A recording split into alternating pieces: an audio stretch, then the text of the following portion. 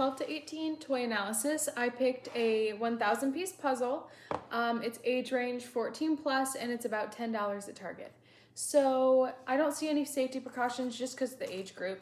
So I think that this toy is great for this age range because they're in the formal operational stage, and that entails abstract thinking, logical problem solving, pattern recognition, and things like that. So I think that's why this would be a great option, as well as they don't need that instant gratification of the toy, so the process is very satisfactory.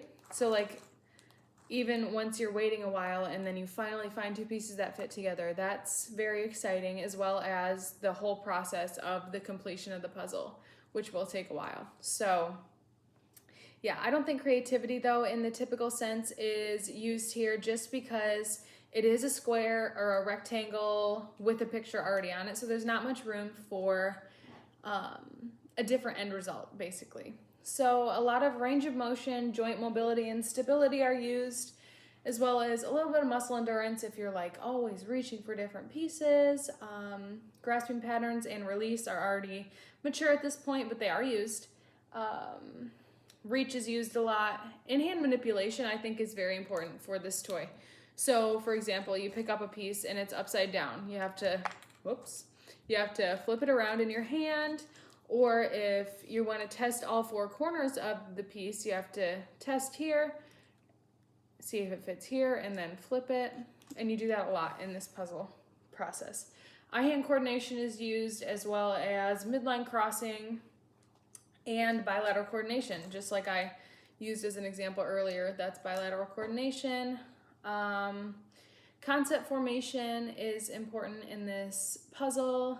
You are figuring out that this, for example, you're figuring out where this goes in this puzzle. Like, you can see this puzzle or picture in your mind and figuring out where all the pieces match to. Metacognition and problem solving are important, as well as executive functioning, where a person can plan in sequence. So they could plan if they're going to start with the end pieces or the border, or if they're going to start from, say, looking for the house pieces first and then building off of that. Cognitive flexibility as well. So like, if they aren't having luck with finding the house pieces, then maybe they will then move over to finding the border pieces or whatever it may be.